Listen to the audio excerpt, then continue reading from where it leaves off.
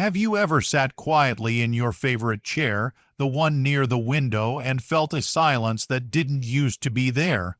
Not the kind of silence that brings peace, but the kind that slowly creeps in when laughter, visits, or calls begin to fade like old music. One day you're surrounded by birthdays, check-ins, grandkids making noise, and then little by little, those moments start slipping away. Fewer calls, shorter visits, or worse, polite excuses. It's not just in your head, and no, it's not your fault. But something subtle starts to shift after you cross into your 80s. People begin to move on, and sometimes away. And if you don't see the signs early enough, you might find yourself emotionally stranded without knowing how it even happened. That's what we're going to talk about today. Not to dwell in sadness, but to arm ourselves with awareness. Because once we understand these changes, we can respond, not with fear or bitterness, but with strength, wisdom, and clarity. So, let's take a walk through something that affects so many people silently. In this video, we'll uncover the quiet clues that someone might be drifting from your life after 80, and how you can recognize, respond, and even redirect that drift, starting today. Let's begin with something subtle but telling. It usually starts when the rhythm of conversation changes. You used to speak weekly with your son or your niece or your longtime friend from the neighborhood. And now, maybe they forget to call, or maybe the calls come with rushed voices, distracted tones. The warmth is still there, but it feels thinner, like a hug with too many layers between you. This first sign is the shift from connection to courtesy. You're no longer speaking out of habit or desire. Now it feels like an obligation on their part, and you can feel that energy. You start to hear more of, "I've just been so busy," or "let me call you back," or "can we do this another time?" It's never hostile. It's polite, but it's distant, and let me tell you, it's not just about being busy. It's about emotional reprioritization. People around you, especially the younger ones, begin to organize their lives around speed and productivity. And if your pace has slowed, which is completely natural, you become someone they check in on, and not someone they do life with. That's a tough pill, isn't it? But you deserve to know that when you sense that change, your feelings are valid. You're not needy. You're not overthinking. You're simply noticing what most ignore. The second sign, invitations dry up. You used to be part of things, dinners, family gatherings, birthdays, but then suddenly you find out after the fact, "Oh, we didn't want to tire you out," or "it was just a small thing." Sound familiar at first. It might even feel like a relief. Less noise, less fuss. But after a while, you start to realize what's really happening. They're deciding for you. That you wouldn't want to go, that you wouldn't enjoy it, that your presence might slow things down. And they say it with care, but the result is the same. Exclusion disguised as protection. And it hurts, doesn't it? Not because you need a party or a loud room, but because being left out chips away at your sense of belonging. We are social creatures until the very end, and being treated like you're too fragile for joy or too slow for company is a form of gentle abandonment. But here's the truth no one tells you. Sometimes you have to speak up for your presence, make the call. Say, "Next time I'd love to come." Remind them you're still here, not just surviving, but wanting to live. Then comes a third sign, one that sneaks in quietly but leaves a heavy mark. Your advice starts getting dismissed. It used to matter, your experience, your perspective, your hard-earned wisdom, but now you get the nod, the polite hum, followed by them doing the exact opposite, or ignoring your thoughts completely. It's like they've filed you away as outdated, as someone who doesn't get it anymore. That stings deeper than we admit, because you've seen more, endured more, learned more than they even realize. But in today's world, where everything moves fast and changes faster, patience for the past often disappears. People forget that wisdom doesn't come from Google, it comes from living, and you've lived. Don't let anyone treat your mind like it expired. Your words still carry power, and even if they don't listen now, plant the seed, say it anyway, because silence is what makes people truly fade away, and your voice matters far too much for that. You see, the key to staying emotionally alive after 80 isn't clinging or chasing. It's choosing awareness. It's recognizing the small cracks before they split wide open.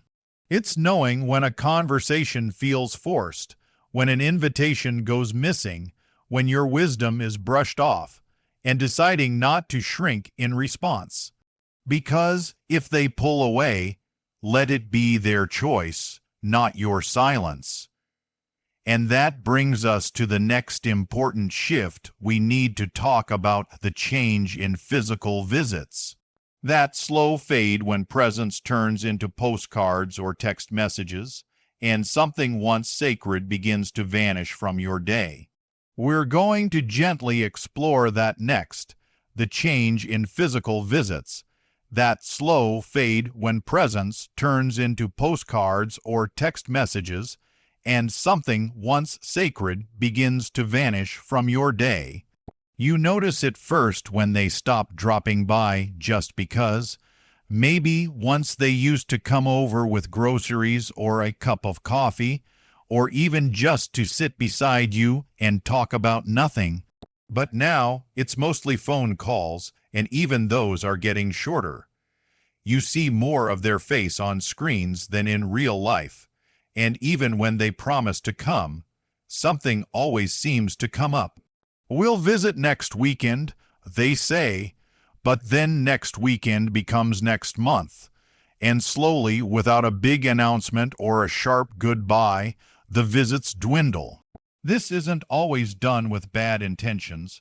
Life takes over. They're working, raising kids, juggling tasks. But still, it leaves a void because for you, time has changed. At this stage, every visit counts. Every hug, every hand held carries weight.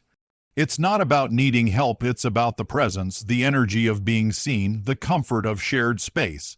When that disappears, even for a short time, you start to feel like a photo left on the wall, there, but no longer part of the room. And when visits fade, so does another quiet heartbreak, the lack of touch. The fifth sign that people are drifting is when warm physical contact, a hug, a pat on the hand, a kiss on the cheek becomes rare. You'd be amazed how much a single touch communicates. You still matter. I still see you. I love you. But the older we get, the more people seem to hesitate. They're scared to hurt us. They worry we're fragile. And in that worry, they hold back. But truth be told, we need touch. We crave it, even if we don't say it out loud. A doctor can prescribe pills, but only a human touch can soothe the soul. Don't be afraid to reach out first. Offer that hug. Ask for it. You're not being needy. You're being human. And in many ways, you're teaching them what love looks like beyond words. Let's keep going, because we're not done with the tough truths yet. The sixth sign is when the conversation becomes shallow. Once you talked about everything, real things, your memories, their future, dreams, worries, grief, but now the chats are more about the weather, the news. A quick "how are you?" followed by "okay, gotta run." Here's the thing, this isn't just a change in the what. It's a change in the depth. People might think it's kinder not to talk deeply with someone older. They avoid the hard questions, the real feelings, because they don't want to stir anything up. But by shielding you from emotional connection, they create distance. They rob you of the chance to feel heard. You deserve depth. You've lived through enough to speak from the heart, to share, to reflect, to connect. And when the people around you start keeping it surface level, it can leave you feeling like you're fading, even though you're still right here, fully alive inside. So, what can you do? Try steering the conversation. Ask them what scares them these days, what excites them. Tell them a story from your past they haven't heard. Sometimes people just need permission to open up again. You can be that permission. Now let's talk about something even more delicate, the seventh sign, when your needs begin to make others uncomfortable. And I don't mean big, difficult needs. I mean small requests, a ride to the clinic, a light bulb changed, help finding something you dropped. At first, people do these things with love, but over time, you start to notice their tone changes. A sigh, a delay, a look of slight impatience, even if they don't say a word, and suddenly you begin holding back. You don't want to be a burden. You try to do things on your own that you shouldn't have to, and that silent shrinking, it eats at you. It builds walls between you and the very people you once poured your entire heart into. Let me tell you something important. Needing help is not the same as being a burden. You helped raise children.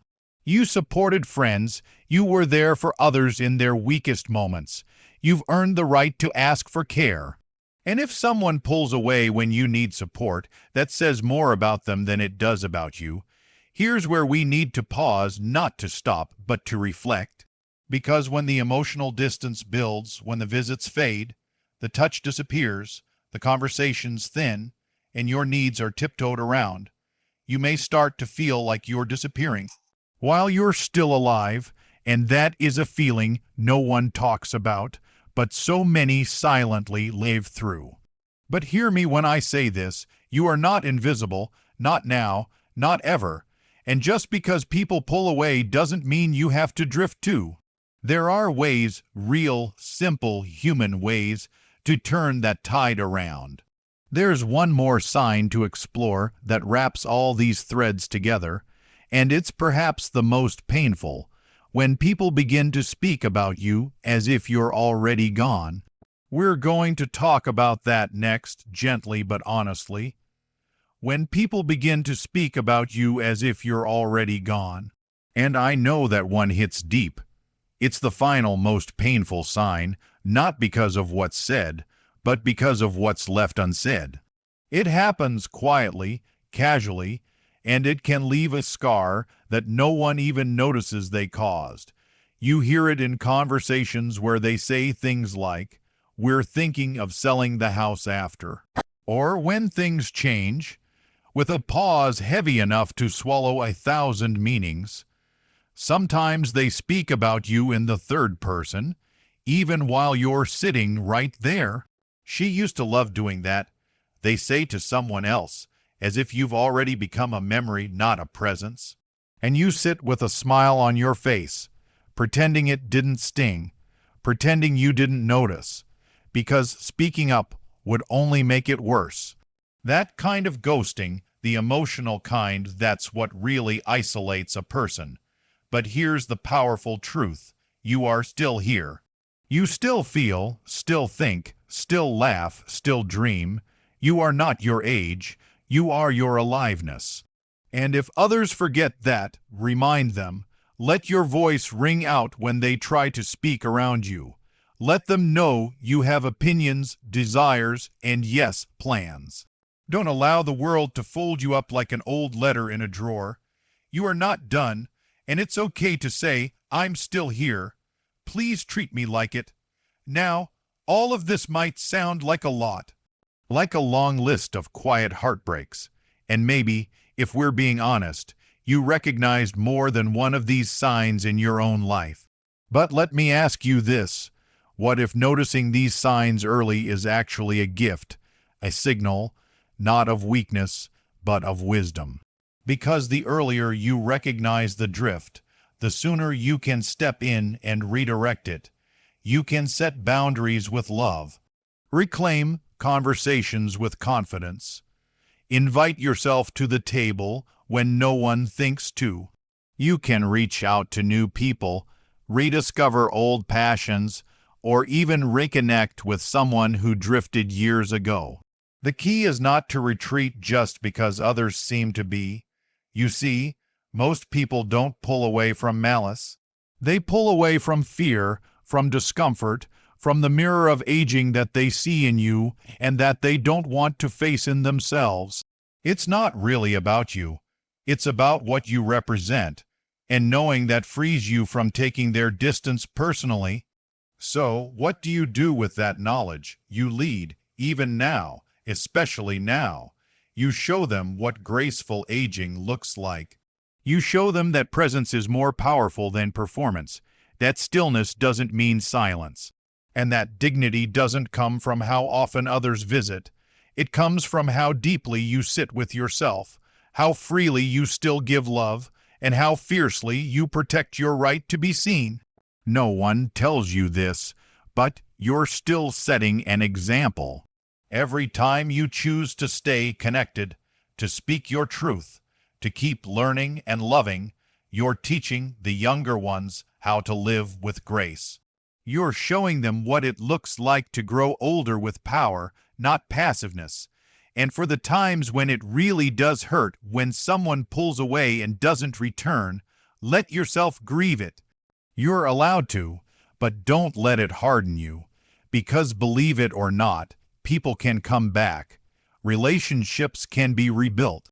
And even if they don't, you can still expand. So maybe now's the moment to write that letter. Make that phone call. Join that club, ask that question, take that walk with someone new, or sit across from a mirror and remind yourself, I am here, I matter, I'm not done, because you're not. Your life is not on pause, it's not on repeat, and it's definitely not over. There's still a story unfolding in you, and every word counts. So let's keep turning pages, let's keep making eye contact, keep reaching out, keep pulling people towards you, not because you're afraid of being alone, but because you still have so much to offer. And if you've ever doubted it, let this moment be the one where you believe again, that even after 80 there is connection. There is joy, there is purpose, there is you, whole, wise, and worthy of love, until your very last breath. So here's to you, the ones still showing up, still listening, still learning, still loving. You are the proof that presence, no matter your age, is powerful. And if someone forgets that, remind them with your voice, your kindness, your truth, and your beautiful, unstoppable spirit.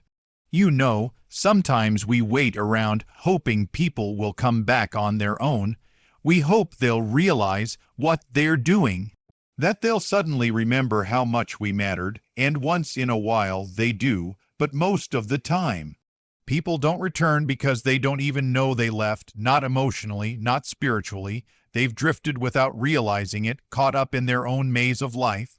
So the real question becomes, are you going to wait quietly, or are you going to move? Because the power to rebuild connection isn't about chasing anyone. It's about planting yourself in places where love still grows. It's about choosing environments, people, and rhythms that make you feel alive, not forgotten.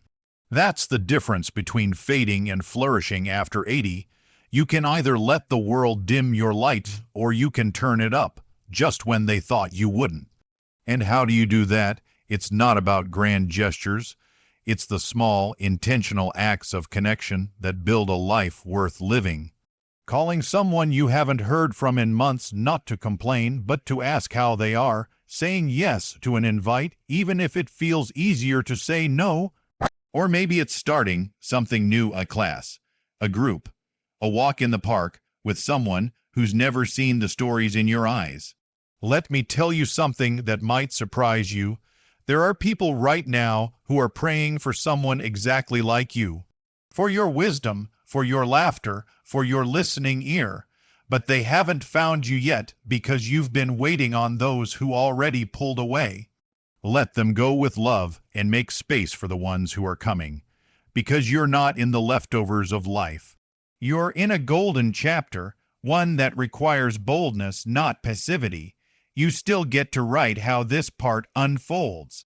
Whether it's one sentence a day or a new connection each month, you're still creating impact quietly, powerfully, on your own terms. And yes, people may still drift. It might still hurt, but the difference now is you'll see it.